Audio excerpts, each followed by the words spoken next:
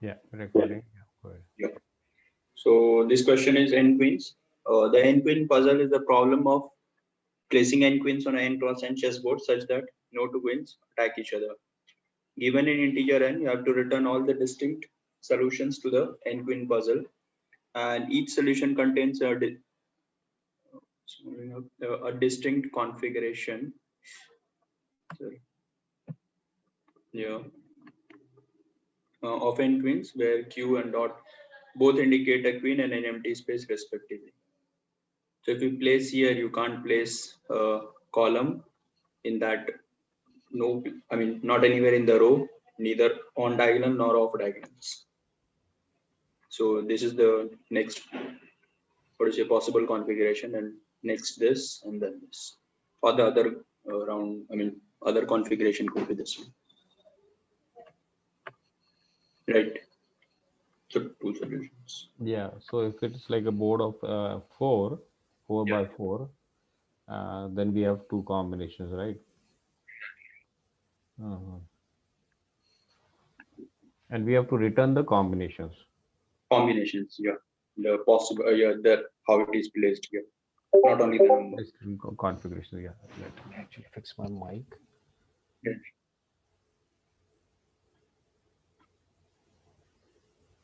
Yeah, And if you we have see queen, that. Sorry. go ahead. No, if you have single example two, I'm saying Uh-huh. only one queen is there, so only one way. I mean, row and column is one. Right. So that will be only one way to do that. Yeah. So we have another queen two problem also, right? NQ2 queen Yeah, yeah. problem, and that is slightly different than this. There, I think There number I of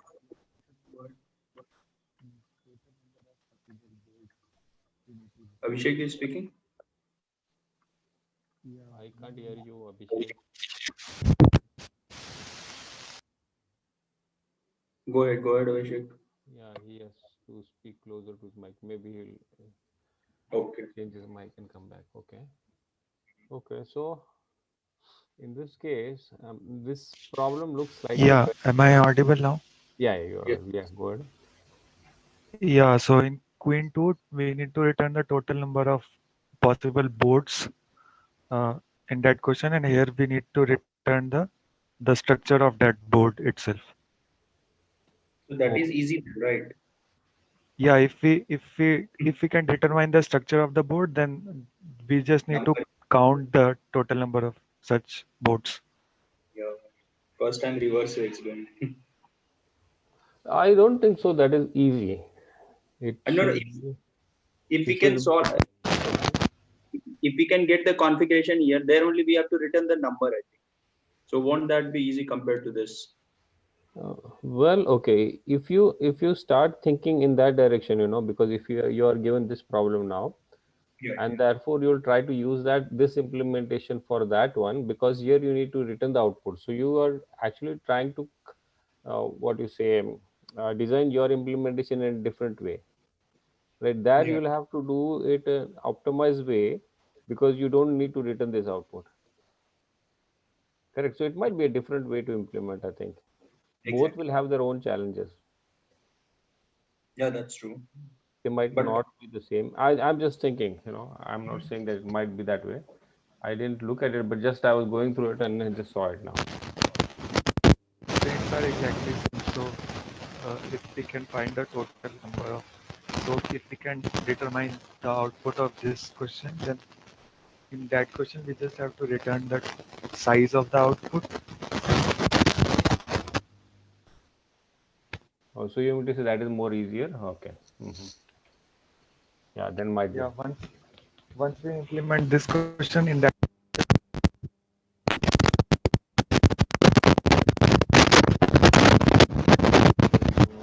You had a hard time. A hard time. You have a Abhishek. lot of because yeah.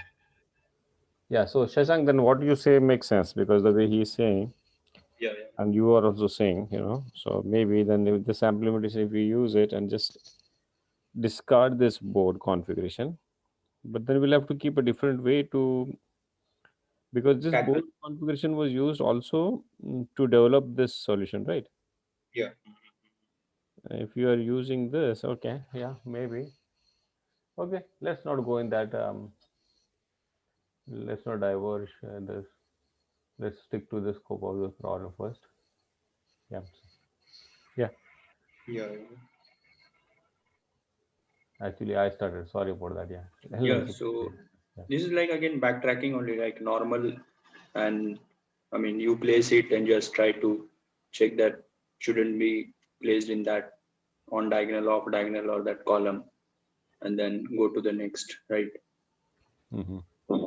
And if you find it's not valid one, then you return back and take the new position. Mm-hmm. So you're saying we start with like a 4x4 grid, a board, right? Yeah. Yeah. And as they say that we have dots and Qs, so we just place the queen first at the cell 00. Yeah. Okay, and then we do a complete DFS, okay, for the next rows one by one. Because if you have placed a queen at one location, so we eliminate putting the queen in the subsequent rows and columns which are actually a part of this queen, right? Yeah.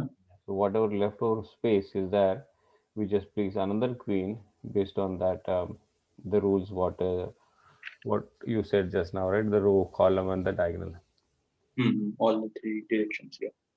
Yeah. And if it is possible to place the queen there also, then you keep on going down till you complete all the rows and columns. And if it is successful, then you store this configuration and move to the next placement, right? Hmm. Yeah. Yeah. So if you use backtracking, that is, it automatically does everything for us. For us. Yeah. Or other like simply you add the column, right? Subtract and then Oh, you mean to say for the validation part? Means whether yeah, it is. validation part. Yeah, yeah, yeah, that is a very good way to do it. Okay. Yeah, no problem. So if there is something like that, because you are saying that whenever you put any queen at any location, so if you want to validate, we can just have a very optimized way of validation, right? Row plus Instead of, column minus yeah, column. yeah, instead of going through each and every row and finding whether it's valid or not to place a queen. So that will be n by n. It's almost n square, right? No, Yeah. not n square. It will be n at least 4n. Yeah. Yeah, but the solution might be n square. Correct. Yeah. Shashank, Yeah. Go ahead. Shashank, how do you say this? Like, how do you identify this as a like backtracking one, and how do you kind of come up with that thing? Like, this is a backtracking, definitely. Like that. See, here we are doing exhaustive search, right? Let's say you first place the queen here, right? Now, if you try to Yeah. place queen here, it's not valid, right? Yes. So you'll backtrack from here. You'll again, you'll vacate this position. You'll try to place here. Again, the rule is not violated, right? So you will again backtrack. Then you'll try to put it here. So this is one Okay. possible. This is one like Yes. this is allowed, right? Now again, similarly, you'll check whether this is allowed. This is Okay. allowed, right? No, this is not allowed because already, at this position you are Okay. having. Okay. So you'll Okay. backtrack. You are Wherever saying you have okay. to do exhaustive search, that is backtracking for the Okay. user. Keeping there and then coming back. Okay. Is it valid? Not valid? And then coming back if it's a not valid. So these kind of problems known as backtracking problems, right? Yeah, kind of. Okay, Shashank.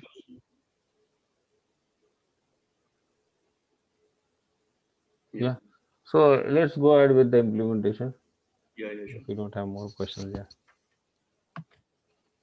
So this is a, what do you say?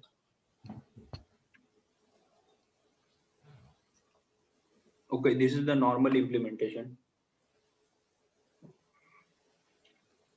So I'm creating the result res, and this is the positions which will mark like whether which are visited or not, right? filling everything with -1, and this will store your empty, I mean, what is it, transient like Board states. configuration. Okay. Configuration, and this is the result. And so this is one of the base condition in our recurrence, in our backtracking. If index equal to length of nums, that means you are one path you have covered. I mean, row wise, right? Mm-hmm. Yeah.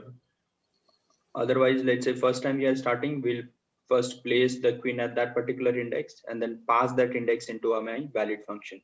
So this is the valid function I'm checking. If nums I minus this equal to this, or these two are equal, then we'll return false.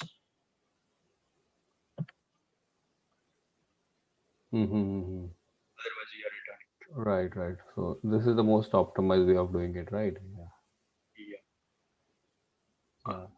You know, I more optimized than this also. And yeah, if it's true, then you just, this is just a config, you put a dot and what do you say, multiply by the whatever length of the row is there, right? And you append it into the path, into your res. Hmm. And you go for the next call, and whichever place position you have put the queue, I mean, put queue there and then join the remaining of the rows, the remaining of the columns. Okay. Mm-hmm. Yeah. Well, so this will take on recursive every time. So can you scroll up a bit? Yeah, sure. Okay. So when you form the nums, so it is Okay. nums is nothing but just a number, right? Yeah, n. N. Okay. Yeah. N, and then what is that -1 in the bracket? Nums is your array, like the array which we are filling with -1 initially. Oh, An it's array. an array of a one dimension of size n. Okay. Yeah. Okay. Yeah. And index is your starting index 0. Right. Yeah, can we fill it with 0, not with -1, but with 0? What will be changed in this case? It should not make any change. You are saying if we put 0 into minus, I mean, into n, right? I'm trying to understand if some meaning of -1. No. No, it's empty. That's why I'm filling with -1. You can fill with zeros also. Okay, thank you. That's not a problem. Here only you are saying, right, to put a 0. Right? Yeah, right. Right. Yeah, it doesn't make any problem. You can put it. But generally we have a habit of putting -1 even in our DP array. That's why we do like this. But for DP, we Shashank, because of memoization, correct? Yeah. Mm-hmm. Yeah, go ahead. Shashank, will you please explain the DFS function once? I couldn't get that code. Please, will you explain the process once? Yeah. So DFS, what is happening? So these are starting index, right? So you'll check every position like this, till you complete the entire row of that particular matrix. Once it is completed, that means you have found one possible configuration, valid configuration, right? Because beyond positions you Okay. can't. So in that case, you can store this as a path. Will store that configuration and you attach it to your resultant array. And here, like things are starting. Yeah, go ahead. But result is like while in the self.dfs of -1 times n, you have taken only 4, right? 4. That means n will become, for example, in this example, n is 4. That means that nums size will be 4. Yeah. So if index is equal to length of nums, so that means if it becomes 4, you are going to append to that result. Yeah, because you have completed all these 4, right? No, all the positions you have visited, valid positions you have visited. And since you have visited everything, you might have placed your queen somewhere, right? So that's why that's a transition. I mean, one valid configuration. Okay, then the for loop, what is for loop is doing? For loop is checking, I mean, this is like for loop is initially starting from 0. It will place the queen first here, okay? After placing the queen, it will pass it into a valid function. Here it will check whether this is a valid position to place or not. If it's not, it will backtrack. Then it will check this way. Then it will check this and it will check this. Once it checks this, it will the loop will reach here, right? Your index is equal to the length of that. And once you reach here, that means somewhere you might have placed definitely. So that is one valid path. Okay, you are going row wise, like first row, second row, third row, fourth row. And then at every row, we are checking, passing it into a valid function. This valid function, Okay, and it will okay. check whether what is. Okay, Shashank. Yeah. Thank you. Yeah. So this, this I was saying. Yeah, the most optimized version, right? So here, what we are doing, like we have two types of diagonals, right? So if we like this 0, 1, 2, 0, 1, 2. So we are, if we sum it 0, this will be 2, and this will be 2 plus 2, 4, right? This is 1, 2, 1, 2, 3. So you can see one diagonal is this, one diagonal is this, one diagonal is this, other diagonal is this, last one, and one is this. This will also be 3. So if a queen is placed at this position, I'll just check I plus j, this equal to sim, then I'll never place at any of these positions. So I'll make one set for the on diagonal, this is on, and other will be off diagonal, right? This fashion. So one set I'll make it for off diagonal and one for the column. So if I place in this column, and I'll check whether I shouldn't place it in that particular row and column. So that I'll mark here X and Y. In one pass we can check, and then just for validating. Yeah. No, this is very optimized. Yeah. This is the best way to do, I would say.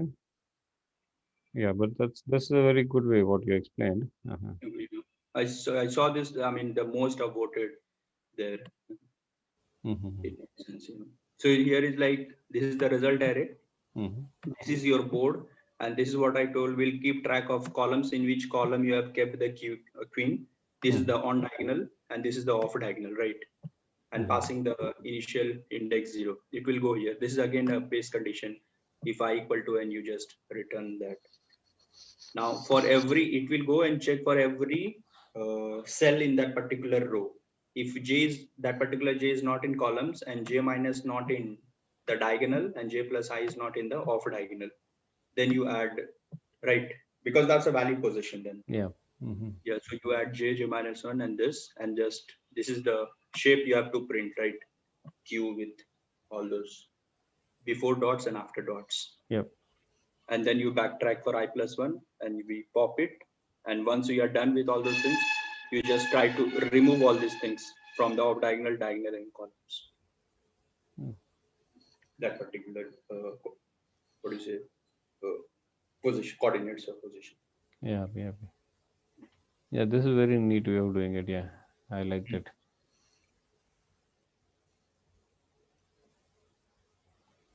Yep, good. We can move to next. Yeah, let me share my Sure. Let me share my Java solution. It could be interested, yeah.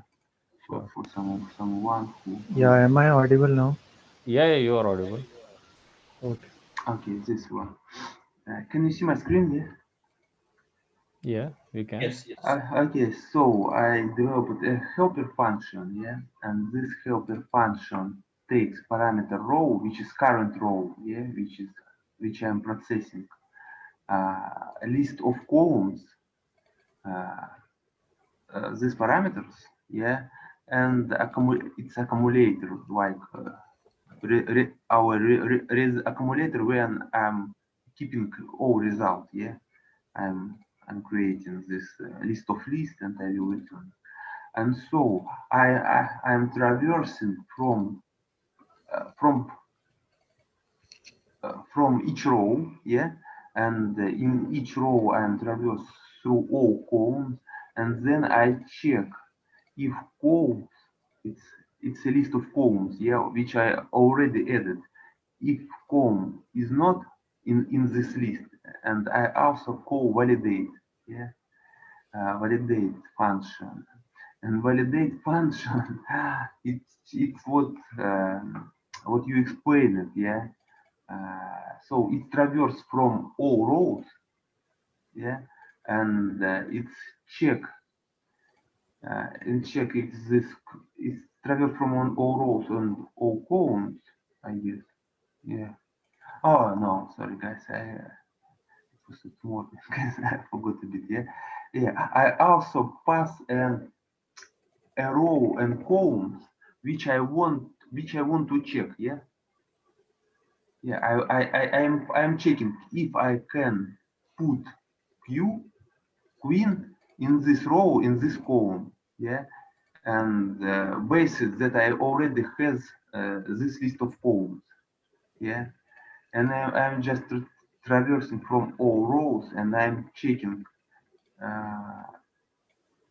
taking column and I'm checking for this condition. Yeah, because when in, in a board, if I'm on diagonal, yeah, I should return a false. I should not. I should not put a queen in this case. Yeah, and base condition is when I have traversed all rows, yeah, and if size of my columns is n, if I already also processed all columns, I just make a list, yeah. I make a list, I know all columns where I put the queen, yeah, and I just put out and I just put what in appropriate place. But it's not very optimal. It's in fact it's slow. Yeah, it's really slow, but it's work. Yeah. Yeah, yeah. I also was doing similar. In fact, more mine was not so much optimized like yours, but yours is much better than mine. Yeah. So yeah, this should work, right? Yeah. Yeah, Yeah, yeah. and it's easy to understand. Yeah, we just traverse row, all rows and all columns in each row, and just checking if we can put, put queen in this place. Yeah. Yeah. Only one thing I would say on line 34, you are traversing the row also, right? Correct. So instead of that, Yeah. because if you look at the helper function which you go on line 39, you are incrementing your row Yeah. R. So I don't think you need that line 34 Okay. It's because you interesting. can Yeah. just take your row which comes from as a parameter from 30 and just if you add a row plus 1, that should work and you can eliminate the 34th for loop which is on line number 34. Okay. I, Yeah. Good idea. that might be a small optimization. Yeah. But doesn't number of iteration increase with that for loop? Sorry. Number of iterations. So for each cell, there is a recursion on the next. Hmm. I can't visualize right now, but yeah, that's a good question. And Yeah, you how are might try to play with that and see how much Yeah. better you can get. Yeah. Thank you. Yeah. For his advice. Yeah, Abhishek, you want to share? Yeah, sure. Go ahead.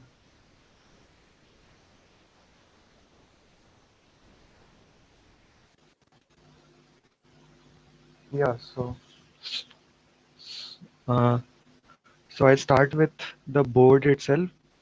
So I first create the board with all dots, and then I call a solve function. So what solve function will do is it will generate all.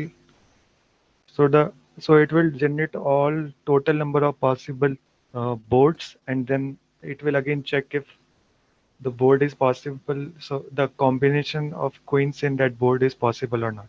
Mhm. So so we So the second parameter which is passed is the row number, and we know that in each row and column we just need to place one queen. So this is the solve function. So if the value of row becomes n, which means I have put all the queens in the right place and the current board is my one of the answers, so I just push it in the final answer and return. Otherwise, in the current row, the total number of possible places to put queen is the value n itself. Imagine I am at the second row, so I can put queen at any of the 4 index. So this is why I iterate from the column 0 to n, and then I check if I place my queen at this position, will it be a valid combination or not? If it is, then I put queen on that place and then increment my row. So imagine I am at second row and I find that this is the right place to put the current queen. So I just increment the row count and go to the next iteration, which will start for the third row. And after I have done this combination, I will switch back the index to dot again. So this will make sure that I do all the combinations which are possible. So here we can see that in the second row, the queen can be placed at the first index or at the extreme right index. So this is why if I do not set it back to dot, then there will be 2 queens placed in the same row. So this is why this dot is done after the recursive call is finished, so that I can try all the combinations putting in each of the index for the current row value. Now the main question is, how do I check if I place a queen at the particular index and the previous combination of board will be valid or not? So this is what this check is doing. If I am at the fourth index, fourth row, and if I place the queen at this one, second column, so how do I calculate if this is the right place to choose from? So for this, okay, so for this, imagine this is a 6x6 or okay, this is not required. So imagine there is okay, then this one. Leave it. So imagine there is a 5x5 matrix, and then is it 5x5? No, Okay, leave it. cross 6, yeah. Yeah. So if I place the queen at this index 2, 3, then I need to check if there is any queen present in the current column or not, the current row or not. If there are any queen present, then that means that I cannot place at the particular point. Okay. And again, I need to check the diagonals. Now there are total 4 possible diagonals, which are left upper, left lower. So 0 and 1, 2 will be left upper. 4, 1 and 3, 2 will be left lower, then right ones, and right upper and right lower. So again, I need to check if there are no queens present in the diagonals of the current position of the queen. So for this, how to implement this part? Since We are going from first row to last row. We need not check the right lower and left lower.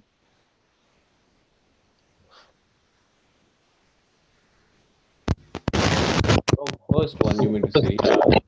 But he's giving a generic overview, right? when I will be placing the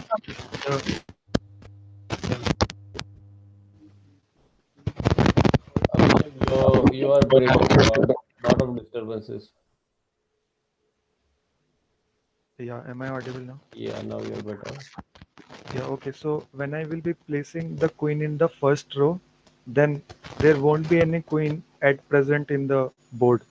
So I don't have to check this part. Hmm. Is it? Oh, okay. Let's take the generic one only.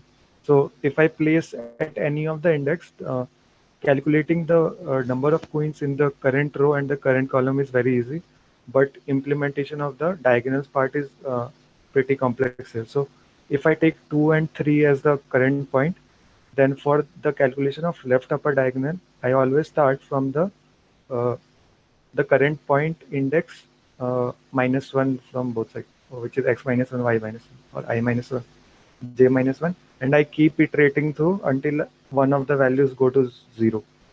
So if I'm at 2, 3, I'll just decrement both values to 1. So this is how I can go to the left upper diagonal. And if one of the values goes to 0, this means that I am at the extreme endpoint, and there I have to stop.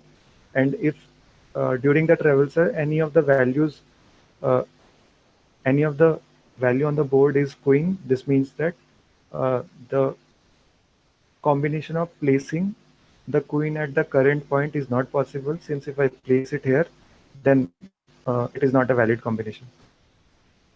So this is why when we go for the check function, uh, these two are for the row and the column check, where first I'm iterating through the row and then I'm counting, and if there is any queen present, if there is any queen present, the count value will be greater than 1. So this means that I cannot place at the current index. Again, I do this the same for the column one. So these two are for checking in the same row and column. And then these four are for the four diagonals. And at each step, I just check if after going through the current diagonal, if the count is greater than 1, this means that this won't be a valid combination, so I return false. So at any point in one of the diagonals, if I get any queen, then at that instant only I can just return false.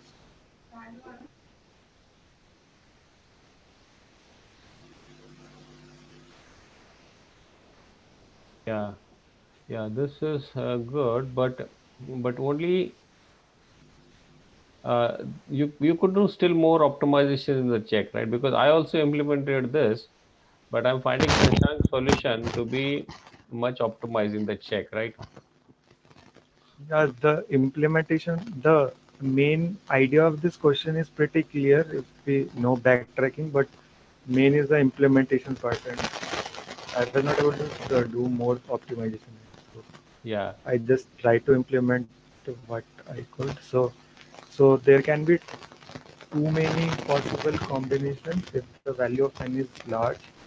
So in that case, we need to further optimize this approach also. But since it is mentioned if yeah, it's lesser, right? Yeah, so it works that way. Yeah, so so even n factorial or n to the power n will work. right, right. Otherwise, the brute force way would be to generate all the total number of boards, and I just pass this check for all the boards. If the check passes in that board, then that means that I can uh, Yeah, put that board in the final answer. right. But That makes sense. uh, Yeah. but to optimize the brute force one, we can just start checking for each of the row itself. And if at any row, while traversing any row itself, if we find that the combination won't be valid, then we can just backtrack and go to the previous row and then move to the other index. Hmm. So, Yeah. so this is for the n queens one problem, but if we go for the n queen two, only the change in the implementation will be whenever we go to the final row, we can just increment the count here, and we can just return the count itself, which will be the total number of combinations. Okay. Mm-hmm. So you're saying Yeah. answer dot size something like that, right? Yeah. Otherwise, we could just return the size of the uh, the size of the total number of possible combinations. But again, it will take too much of space if we store all the possible combinations. So to reduce that space part, here we can just increment the count itself. So we can pass another variable count by reference, and whenever we encounter that we get a valid combination, we can just increment the count. Makes sense. Yeah. Yep. So in that case, we just need one board which we will be passing in the recursive calls while backtracking. Hmm.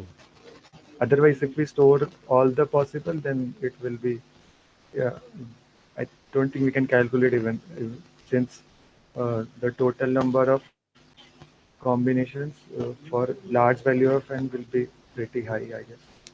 Even for 8 boards, there are more than 60 combinations. 8 boards. Okay, 8 by 8, you mean to say. Yeah, 8 by 8, there are more than 60 boards possible. So it will take 60 into 8 into 8 space, since one board occupies 8 into 8 cells. Hmm. Hmm. Interesting. Yeah, that's good.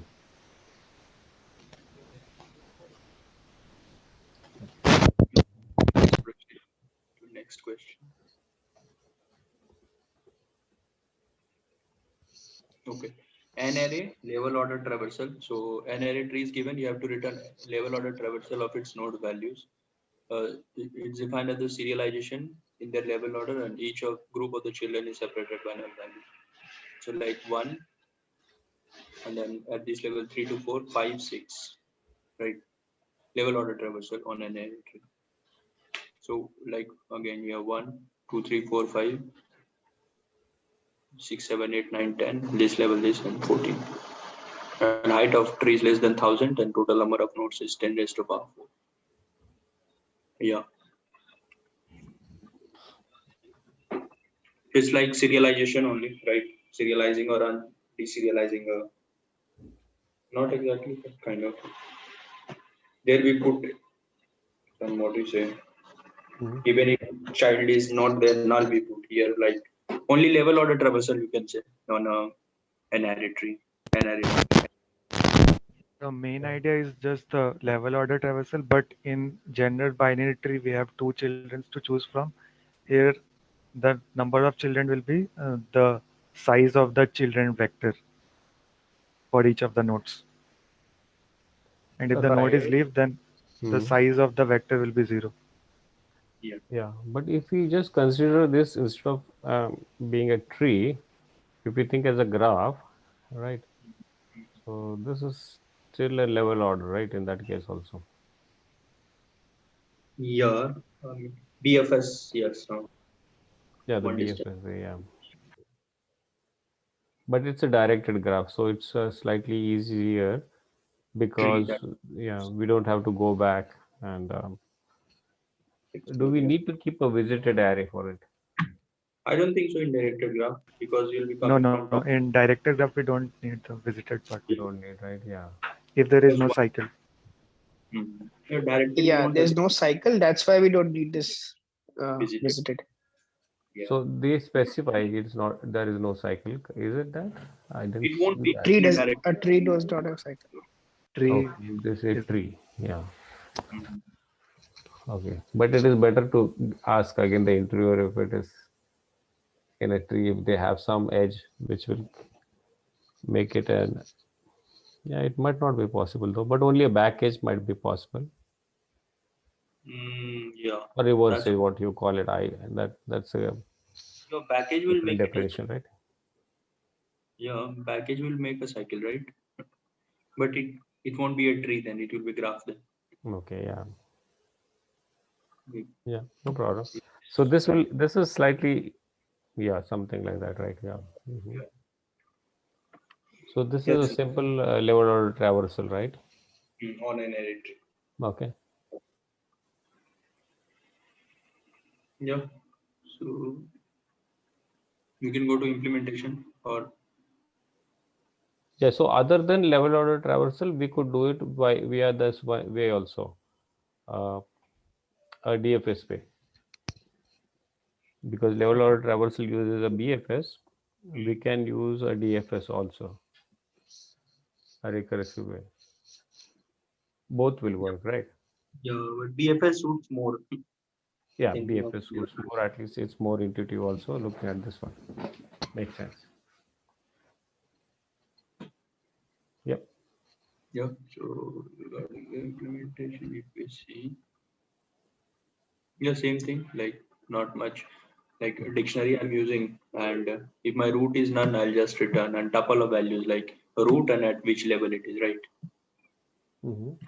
So as long as the length of the queue is not null, we'll just pop it. And in what do you say? If the data of one, like at this level, 1th level, that is not in my dictionary, then corresponding to that level, I'll pop the value from big. I mean, from the roots. I mean, data of 0 will give you the root. Roots value will push in that particular level one. Like corresponding to each level, we are putting the data. You can say, if that is already not present in my dictionary. Okay. Mm-hmm. Right. And yeah, and if what do you say? Now we'll trace through each of the childrens for the first level, right? And keep on adding to the queue and increase the level, whatever you have obtained in the previous one. And depth will be what the I plus one, right? Initially it was 0. Now the new depth will be the previous depth plus, I mean, whatever the data of one, like this value. This value will become 1 for the next case. Hmm. Why do we need line 21? 1 is like 1, the 0 denotes the first value of tuple and 1 denotes the second value.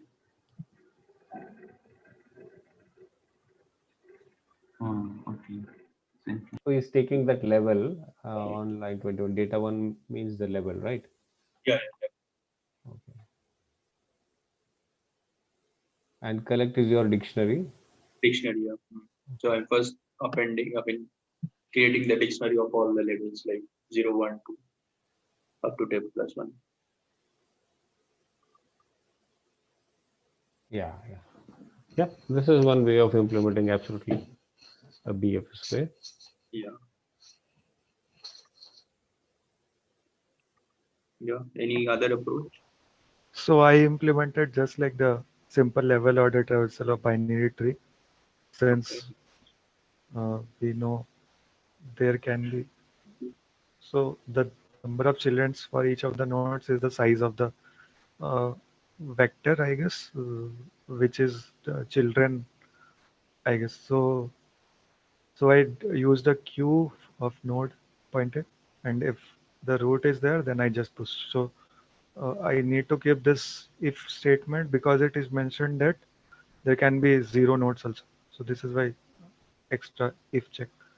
But Now this vector of, in that case, sorry to interrupt you, Abhishek, but if you yeah, say if root is present, then only you push. That's correct. But if it is not present, then you should return it from there itself, right? yeah, but if even if I don't push, this while loop won't be executed. So Oh, it will directly jump to return anyway, answer. it will come there. Okay, makes sense. Yeah. So so I start with the iteration until the size of the queue becomes 0, and then the standard level order traversal way where I first store the size of the queue.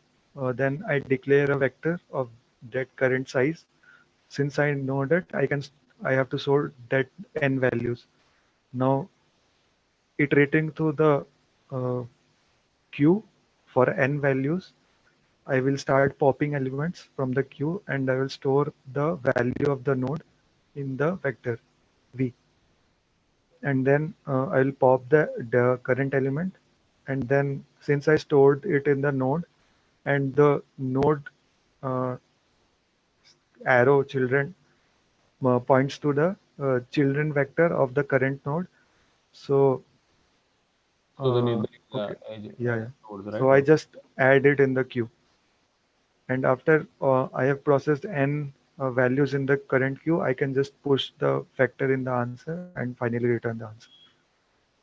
So this is same like the level order traversal or binary tree. There just this for loop is changed to if the node dot left exists, then I push it, and node dot exists, then I push it. But instead of that, I just here, since they have mentioned the children of the current node comes in the children vector while the constructor is passed. So this is why I iterate through the children of the current node using this for loop.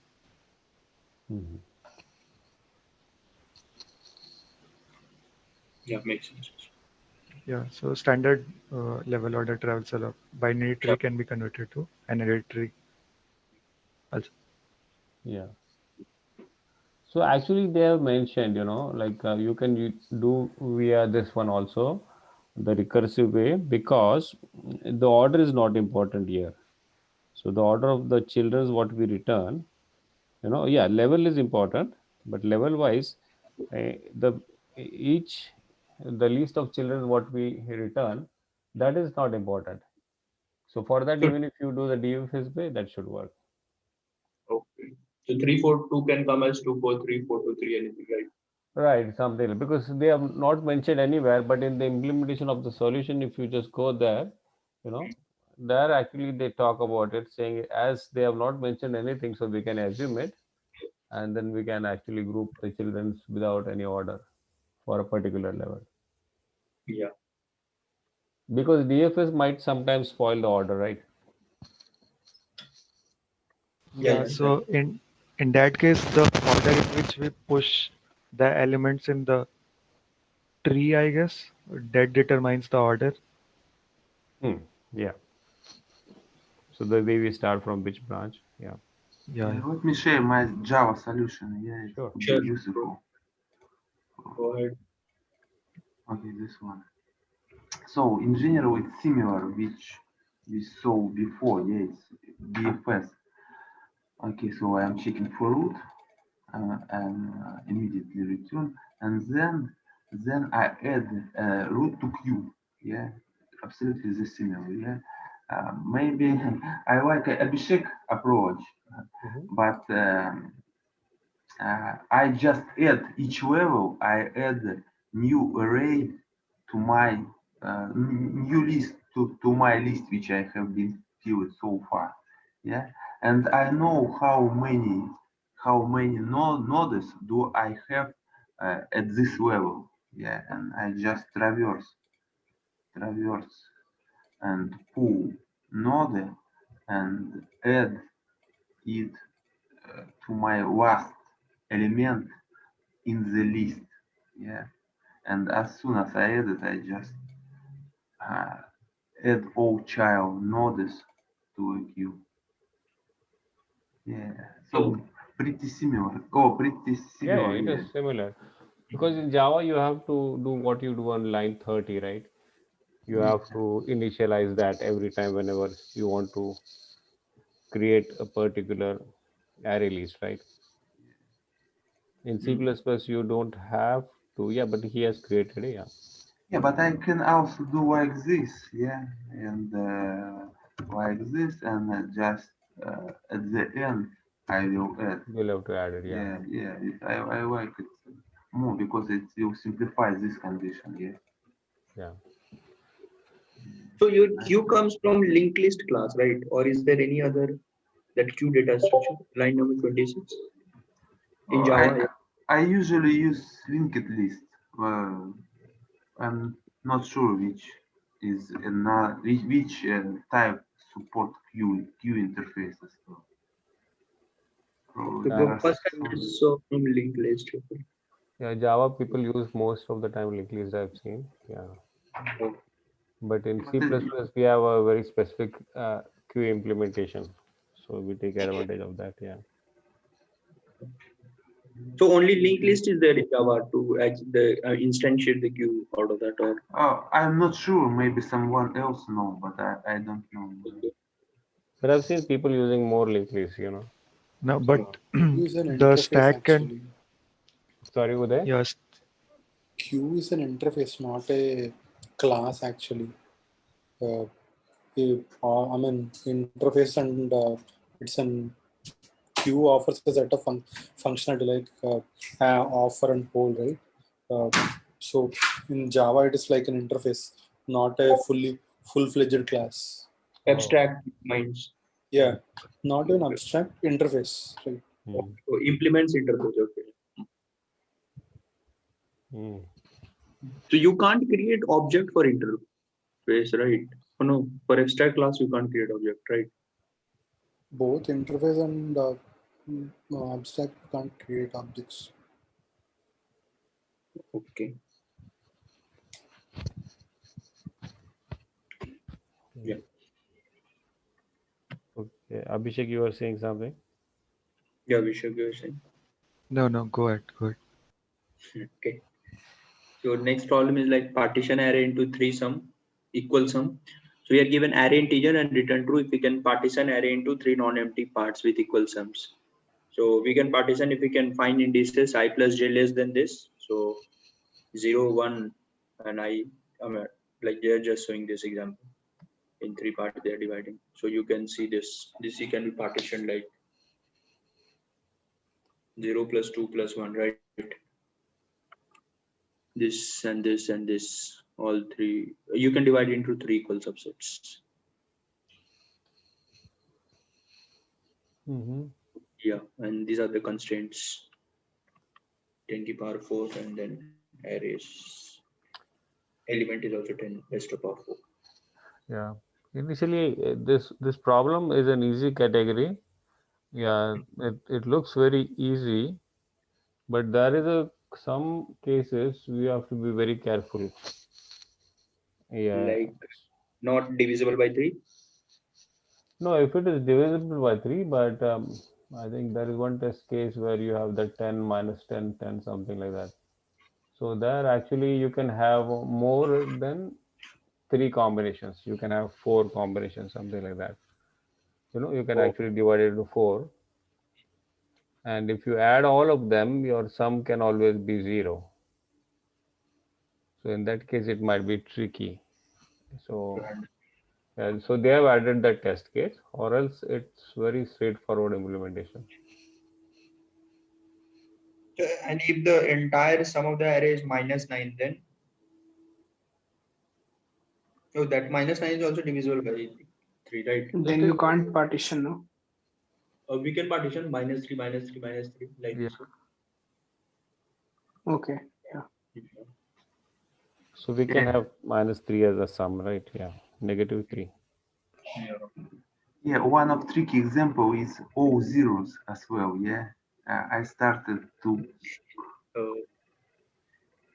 Yeah, when we have all zeros, we also can treat it as tricky case because when I started to develop, I did a mistake in this part. Yeah, so if all are zeros, correct? Yeah, when all zeros. Then directly we can return true there itself. No. But how? Yeah, we can, but I calculated sum, okay, sum divided by 3 without any rest. But then I started to calculate if I can make a batch equal, which sum equal to 0, yeah. But it's better to calculate how many batch we can do, not to sum for particular batch. It was my mistake. Yeah, because 0 can come because of some positive, negative numbers, and or only because of 0, right? Yeah. You want to share? Okay, yeah, I can share my final version. Okay, let me check here. Yeah, so I think it's similar to another version. Here we just calculate total sum, and I am checking if I can divide on 3 or on 3. Yeah, but then I'm traversing through the array, and as soon as I found enough numbers, yeah, and I increment counter, yeah. And my first approach was something like this, yeah. something like this. My first wrong approach was something like this, but it does not work well because of some tricky test cases. It's better it's better to check just if we. Yeah, because that won't work, I think, because you're saying your answer should be like one third. But if your count is greater than three, then you'll have like multiple streams. So you'll have to combine those. So that cannot be exactly one third. Yeah. You can see I did like this. Yeah. Well, Yeah, one But are test we case. allowed to keep the count as greater than 4, or we have to divide in 3 only? I I think think we he can should take be checking it earlier, right? If it is divided by 3. but total sum is 0. Yeah. Zero is divided by 3. Yeah. So if he is actually validating that, so at the end, even if the count is more than 3, Ah. then it should be okay, I think. Yeah, it looks quite simple, but I did a lot of mistakes. If we sum this up, 1 minus 1, 1 minus 1, oh, it's 0. Sum is 0. Yeah, the total sum is 0, and it's why this condition was passed. Yeah. Yeah, but what is the one? Like, if we divide this into three parts, what is going to be our number? So sorry, I cannot hear. I just had a question like if a single part is divided by 3, like there is no mention in the question, right? It should be divided by 3. Not mentioned. No. No, but if how can you form a partition of 3 parts if it's not divisible by 3? I think it doesn't need to be 3. No, we Why? can do Santosh. Oh, really? If we have set of numbers whose remainder is 2 and set of numbers whose remainder is 1. So if we add those two numbers, those two set of numbers, that will give a entire set which will be divisible by 3. Could you give Because an 1 has, example? No, 3 has but remainder 0, 1 and 2, right, at max. So 1 can, I mean, if it is 0, that means completely divisible by 3. But if we have numbers having remainder 1 and having remainder 2, those two things can be clubbed to make the entire slot divisible by 3. How does that make sense here? Yeah, here like I was thinking like we'll clubs a bunch of numbers in one set having remainder 1 and bunch of numbers having in remainder 2. no, And no. bunch Yeah, of Actually, they have to be contiguous, no? is they it? have to be contiguous, right? But okay, see, No mention that it need to be continuous, right? Yeah, it shouldn't, right? But then how does partitioning make sense? You have to partition what is given yeah, to it's us, not no? a set here. Okay. Yeah, then you want to. Yeah, Yeah, Shashank, yeah, what is the test case? Yeah, sorry, go ahead. if it Abhishek? if we don't take the continuous, then this question will be reduced to uh, dividing the array into k subsequence of equal sum. So the value of k is 3, which can be solved using DP. But here it is specifically mentioned that the partition has to be continuous. So Yeah. we will take only subarrays and not subsequence. Okay, but when they have not very specifically said the partition has to be continuous, but I think looking at the um, this problem which is categorized as easy, and when they say partition array, so we are assuming it, right? Yeah, no, see the explanation of the second paragraph of the explanation. There it is mentioned that we can partition the array if we can find index. So the first partition is Oh, from okay. 0 to, Yeah, makes sense. Sorry. yeah. So it is always continuous, so contiguous, so it is subarray only and not subsequence. Yeah. Yeah, that makes Hey, much. Shashank. Yeah, the one what you were discussing now when Srikar asked you about that, it should not be divisible by 3. So can you actually get that test case? Can you quickly write it here? But I think that will work only for subsequence, right? I'm saying So like, whatever it is, I was not able to follow it, so therefore I'm asking okay, it. let's say one subset is containing 1 and 3, right? 4. So the remainder of them is 1, right? Uh-huh. And another is like take 8. 8 means 4, 4. So remainder is what? 2, right? 4 plus 4, 8, 8 by 3. Now if you club all these numbers, the remainder will be, it will be divisible by 3, right? Okay. Uh-huh. 4, 3, 7, 7, 1, 8, 8, 4, 12. So I'm saying that I'll take a hash map and club all the numbers divisible by 0, all the numbers divisible by 1, all the numbers divisible by 2. So 0, I don't need to touch anything because those are already divisible by 3. But when I come to these two, I'll merge these two sets to form one single set, which will be divisible by 3. Yeah, that might be one way, but it will be an overkill for this problem, right? So you are Yeah, doing an advanced version, right? But It that, will work, I think. Yeah. it's might equal. work. equal I'm sorry. How would we make sure in that case that it will be equal partition?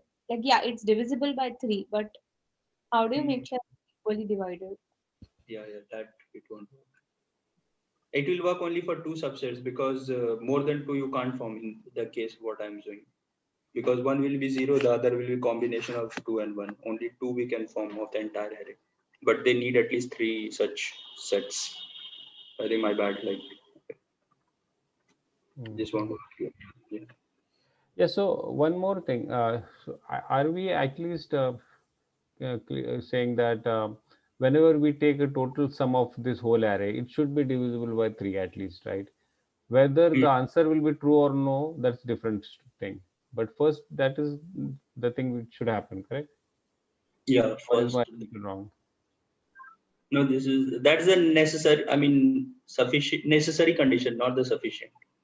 Yeah, yeah, correct. That is what that is correct. But when Seeker was saying that it is not necessary to divide by 3, so I thought he had a different test case, correct? Yeah. What was that? Is it because he's thinking if all are zeros? Was that one what you are thinking, Seeker? Speaker is on mute, I think. Uh, no, actually, there I didn't understand why you guys are dividing by 3 like. Okay, Because okay, yeah. if the entire array is divisible by 3, then only there is a chance. I mean, it's not definite. Like, That's only like one case, right? Like, Yeah, absolutely. But that will be a basic thing. If it is not, then we actually terminate there itself and say it is false. You know? yeah, that's yeah, of course. But that's only for one case. I'm I thinking agree. in that way. Yeah, Okay, just work fail fast. yeah. So that is not the only way, but first we are doing it, but then we'll have to go for other. Yeah, that makes sense. Okay. Yeah, like in the DP, there is one DP problem where we need to find if uh, two, so we need to partition the array into 2 parts with equal sum. So in equal. that case, we first check if the sum is divisible by 2 or not. If it Yeah. is not, then there only we return false. So I think the same concept is used here. This is why, since we are partitioning into 3 parts, we will first check if it is divisible by 3 or not. Yeah. The entire sum of the array. Yeah. I think we had that similar yesterday or day before, right? Yeah. Yeah. Somewhere. Yeah. Yeah, but see, if this problem, if we look at it without, knowing about it, it's a easy category one. We would have started thinking in the DP way, right? Yeah, the 2 Yeah. partition. So we would have started thinking in a more complex way of implementation. But Yeah, since otherwise the yeah, brute force one will be n cube 1, I guess. So we can always try all the possible partitions, Yeah. which will be 0 to I to j, and j to n. So Oh, it is. if So we can't sort it because it's a sub array, right? Yeah. So that is one question again. If you are allowed to sort, then it becomes a DP problem, Hmm. right? Because then we are finding sets in that, right? A subsequence, what Abhishek was saying. Yeah. So it becomes a totally different problem. It will be more complex. But the interviewer might be thinking it is a very easy way of solving, and why this guy is going in the complex direction, right? Yeah, so uh, so the brute force way would be n cube, but again, when we try to partition from 0 to I and then I to j, then the sum of j to n will be the total sum minus the sum from 0 to j. So in that case, the complexity will be reduced to n square only. Mm-hmm. Since we already know two of the partitions, so the third sum of the third partition will be the total sum minus the partition of the sum of the two partitions. So Yeah. Mm, then then we can do it in n square. okay. But Like, again, this can so this implementation which even Shashank has done is in linear time, I guess. Yeah, it has to be So in linear time because it's easy sum, right? Yeah, means looking at the problem statement. yeah, a prefix sum won't work. This is prefix sum only, right? yeah. Yeah, yeah, yeah. I will How come prefix sum work here? Because we won't be able to partition it, right? Exactly in the. No, but So whenever I whenever we find Huh? come sum yeah, equal to so target, prefix sum equal to target, that means one valid slot you got, right? One Okay, valid. again you start summing it. Okay. the count is greater than 3, then also it's not divisible equally into 3 partitions, right? Yeah, no, one therefore, of the subarrays will have sum 0 if the count is greater than 3.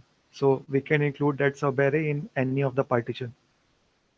yeah. If Why? This more is or why count is greater than equal to 3.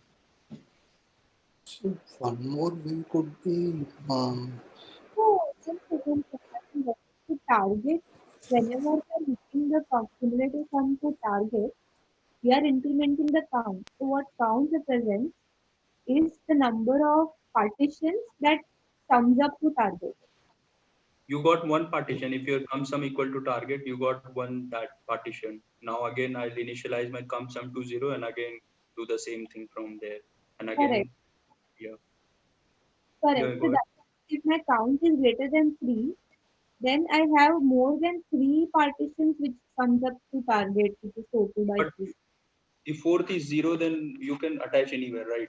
The sum of fourth set is 0, then you can add It, that in any of the three. it won't be 0, that's what I'm saying. No, 0 would be just one case. So the idea is that whatever is ahead of 3, like the fourth or fifth partition, you can always consider that to be the third partition, right? That also Yeah, bigger yeah. size error, yes. Oh, okay. So, does it have to be like it has to cover the entire array? Yeah, Like, yeah, yeah. yeah. Yeah. Yes. So, in It's that not case, like count is greater than 3, then I cannot divide it by 3 into 3 equal partitions. Yeah, therefore, he is checking it that earlier. If it is divisible by 3, then only is going inside. And when he goes inside, if the count is more than 3, also is fine, right? As long as the total is divisible by 3. Yeah. Yeah, let's So take an example. let's say in third 1, you 2, have 3, 4, 5, 6. no, so in line 11, if we do this count so equal to 3, in that case, for test case 0, comma 0, comma 0, comma 0, it will fail. So this is why count has to be greater than equal to 3. Otherwise, for what positive prefix sum, the count will be always 3, but when the entire array is 0 itself, then count will be greater than 3, I guess. Since the cumulative sum will be 0 and the target sum will be 0 by 3, which will be 0 again. yeah, I think voice. So, this might be false positive in cases, for example, we have 36 as the total sum. Okay. Individual partitions, when we do, it might be possible that we are not able to get 12, 12, 12. we might be able to get like 9999.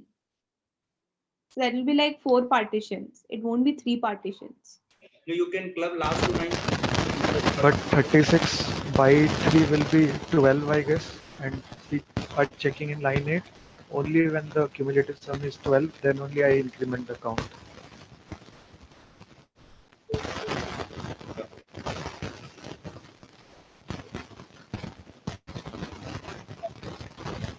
I think someone's mic is disturbing.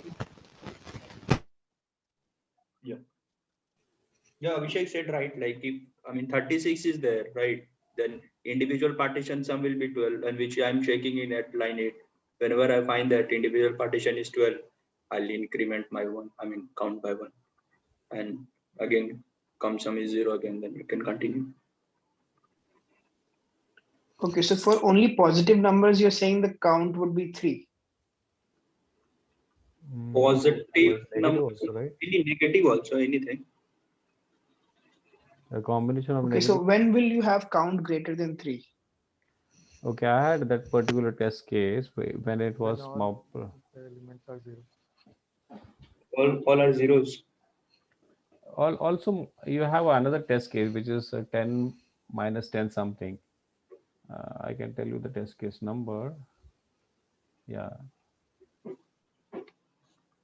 It should be zeros only because the the constraint will not get validated, right? See, the Yeah. total sum is the total, and we are dividing the total by 3. So if total equal, come sum, right? What? Yeah, total equal to target into count, right? And the target is total by 3. So if left and right has to be equal, it has to be zeros. Otherwise, the sum won't get validated. Yeah. So, That. Yeah. so this was the test case I was getting. So yeah, the total sum comes to 0. What you're saying is right, Ayuday. But everything inside is not zeros. So you can have one partition here like this, that will be 0. You can have another partition here, that will be 0. You can have a third partition 0, and then this one also You were 0. writing something? Oh, Yeah, it's not visible? No. Oh God, I'm so sorry. Yeah. Okay. Yeah, you can tell. Yeah, it's now visible. Visible. It's visible now? Yeah. Oh yeah, sorry. There was This is delay. what I was thinking about. Yeah, go ahead. Yeah, Uday, I was talking about this test case, so this is a test case where it was failing for me. So the whole thing actually should be 0. Yeah, but even the partitions should also come out to be 0, right? Right. Yeah, that's correct. Yeah. Partition means individual partition sum, you are saying that should be Right. right. So, yeah, individual partition sum. Yeah. I had 4 individual partitions, and they were all zeros, but the numbers were not zeros. So because you have 2 test cases like that, one is all numbers are zeros if you have 3 zeros, right? That was one test case, and this is the other one. Yeah, you are nullifying that. Rather than writing 0, 1 plus 1 minus. So Correct. Yeah. So they have this test case. Yeah. So I think this answers your question, Deepali, right? So why the count is greater than 3?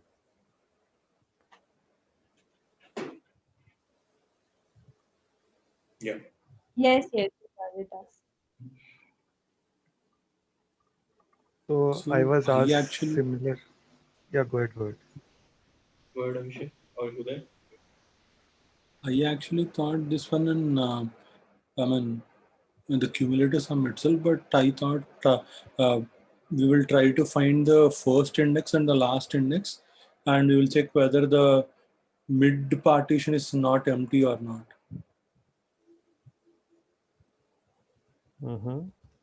Mid partition, I So, didn't get.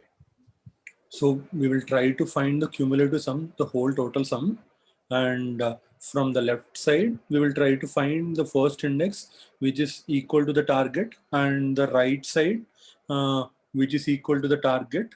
And we see, so now you have got from the left side that is equal to target and right side that is equal to target. Now you can either check the sum or you can check the, the sum is fine since the constraint will always be valid. So you just need to check whether the mid will be not empty or not, mid partition. Mhm. Okay, the index from the right and left, if they are greater than or less Yeah. than based on that index. At least there should be one element, something of that sort. Yeah, there is also a good way to do. So in that case, you don't have to bother with this count greater than or equal to 3, right? Because that actually sometimes you feel why you have to do this, right? Yeah. That doesn't, you are not able to digest very quickly. Exactly. Makes sense, yeah. Yeah, hello guys. Am I audible? Yeah. Yes, you are. So I have a suggestion over here. As we are like figuring out like dividing it module by 3, that means we know that on the first that all the sum will be divided by, like it can be divided to 3 parts. Okay, so why not we measuring that if we divide the sum, like if whatever the sum we are getting, if we divide it by 3, then we will get that what equal part sum will be possible. Okay, so target we can take that sum, like total divided by 3, whatever it will be, we can take it as a target, and this logic will work out and divide that the rest of the logic can work out and divide it into 3 parts, I think, if we take the target into total divided by 3. Yes, same thing we are doing in this code, right? What you are saying? Here we are taking it as a 0 instead of just initializing at 0. Target We is can equal by 3 and count is okay. 0. This is a Python version of lighting in a Okay. And Yep. so yeah, my bad. No, I no, no think problem. yeah. I thought it is a comment. No.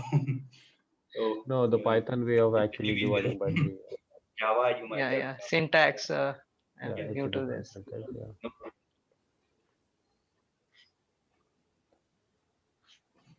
problem. The person did without using extra space. Can you show your solution once more? Because I think I'm having like 3 loops and lots of checks. This cumulative sum looks clean without much, but without using extra space if you want to do. Abhishek, I think he was talking about O of NQ. That's O of N as well, right? I'm also not using any extra space, right? Cumulative sum, I thought you're doing, no? No, that's a variable, right? No, yeah, this is a single variable is using. Single variable it is. Oh, I see. Yeah. Cumulative sum, okay.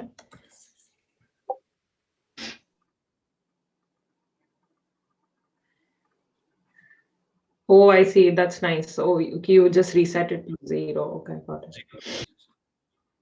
Or you could have made an array also for prefix sum, right? And then okay.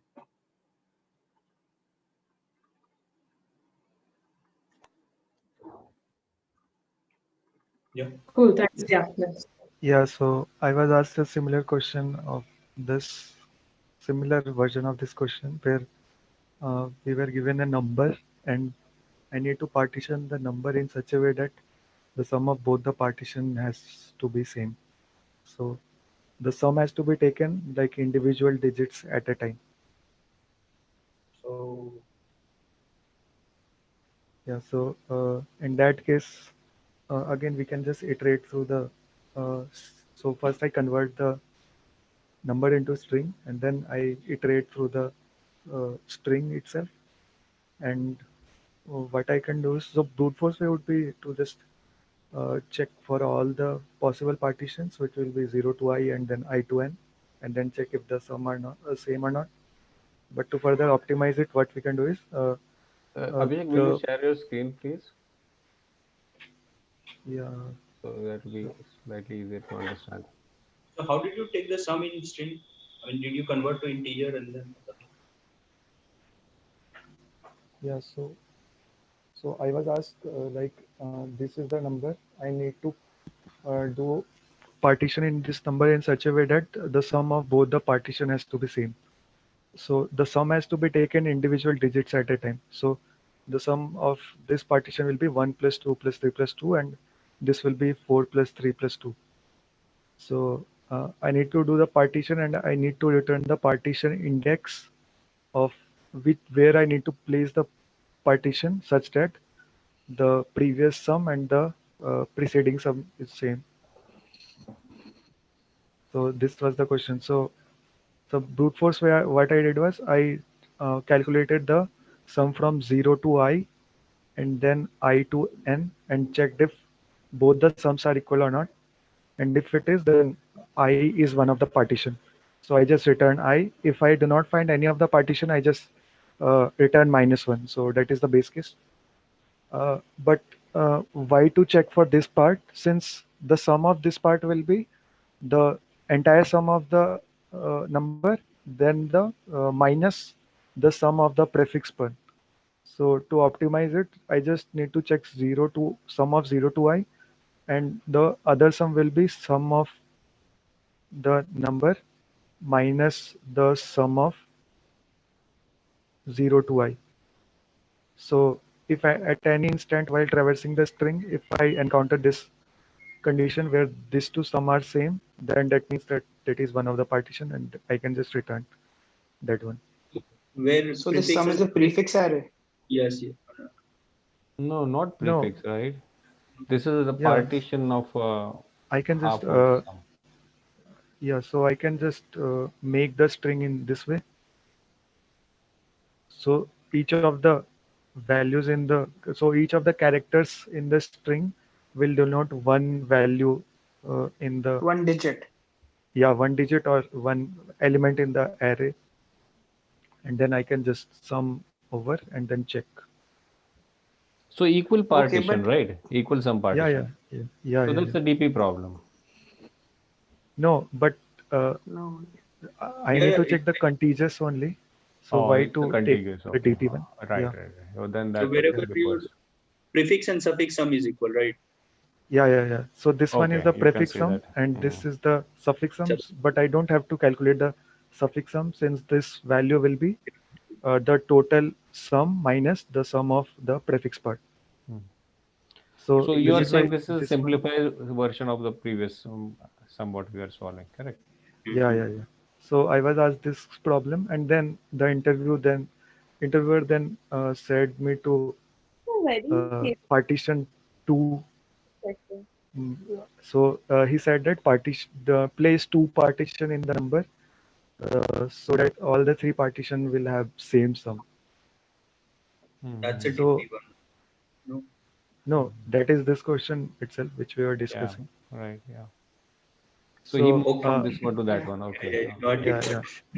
yeah. So there I just gave him O of n square solution itself, and it did not ask me to further optimize it. So for the O of n square approach, what I did was 0 to I calculated the values, then I to j, and then the third value will be the entire sum minus the sum of I to j and 0 to j. 0 to I.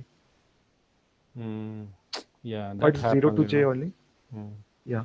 So 0 to j only. Had the So okay, go ahead. Yeah.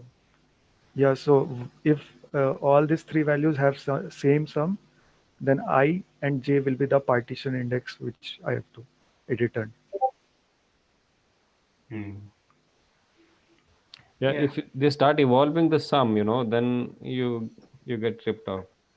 Yeah, Yeah. and in this question, since negative values were there in the array, but when we consider a number, it will be always, the individual digits will be always positive. Mhm.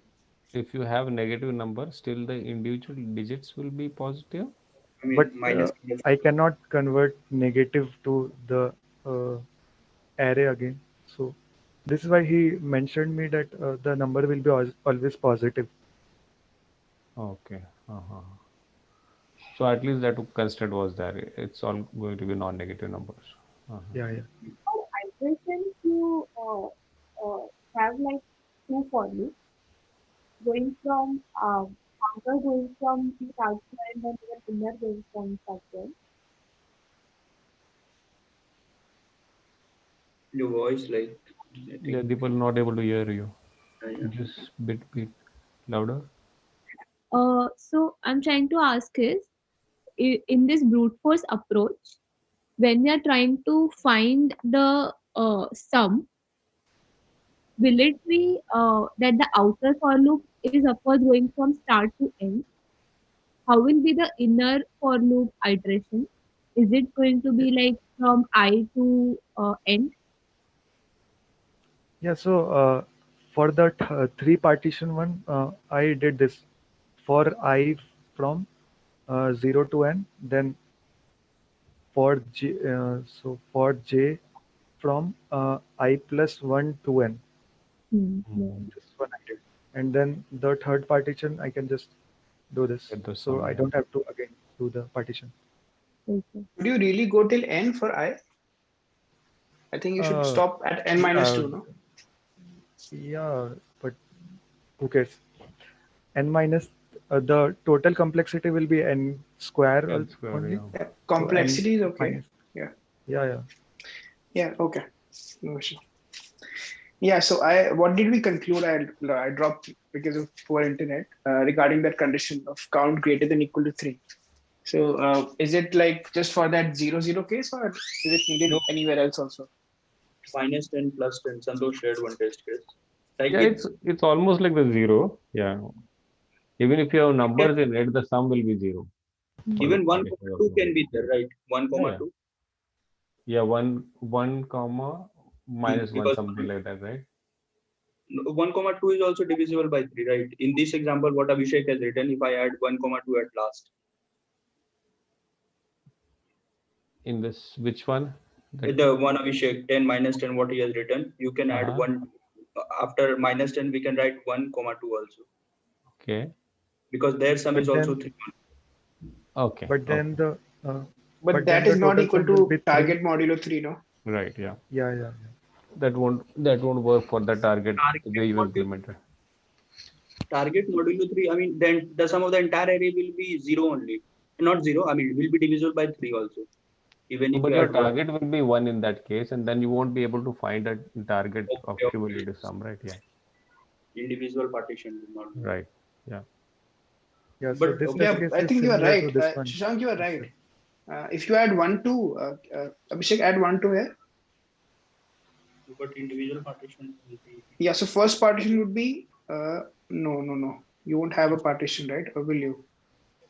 It's not possible. No, you can't It's actually, 1. because if you add the whole sum here, it will be 3, right? It will be divisible by 3, Right. that's fine. But if you take a target of 1, you won't be able to create partitions of 1, right? Yeah. So therefore, it will Right. always have to be sum of 0. Sum should be 0. Yeah. But yeah, so we so- can have multiple partition Yeah. for a true case. Yeah. So So this is a for very this smart case, test case, right? yeah. So Yeah, for this yeah. test case, the target will be 1, and the count will be 1, since only this sub array will be having the sum Yeah, as the target. the entire one. Yeah. And Not the entire one, only the 1 to 1. so since this value is 0 again, so this is why this will give us the count 1, but count is less than equal to 3, less than 3. So this is why here we can return false. Yeah. But if they ask in this digit question only, like find the minimum number of partitions such that the sum of each partition is equal, then that will be difficult, right? Yeah. What is the I'm, question? question I'm saying, what he has written 1, 2, 3, 2, 4, 3, 2. There, if somebody asking find minimum number of partitions in that number so that sum of each partition is equal, then that will be a difficult problem. No, partition, if they say, so then you have to have contiguous ones, right? Unless they say set. No, yeah, but minimum number of partitions, how will you find? It's an optimization problem, right? Minimum number of partitions. Okay. So you are saying Such that not divisible by 3. Okay. each Mhm. slot should be divisible by 3 or something like that. I mean, any condition Oh, they can. okay. Like we But have in this problems like case, minimum partition such that each partition is a palindrome. So that's a DP problem. yeah, I got your Yeah. point. So you're saying the minimum partitions because you will have to explore partitions of length 1, 2, 3, 4, 5, 6, 7, right? So therefore, you are exploring more and hence it becomes a DP problem. Okay, that makes sense. Yeah. Because yeah, we have in that palindrome series only we have like this. They can. Yeah, but if you start with this particular version of a problem and then he starts moving you to that direction, then you will still keep on thinking in this way, then it won't work. Then you'll have to switch your thought process, right? Yeah, that makes sense. So it will go to Then the this DP will come for simple problem also. Like that is like a thought. it can come for anything. So it's Bit tough to decide. Yeah, yeah. yeah.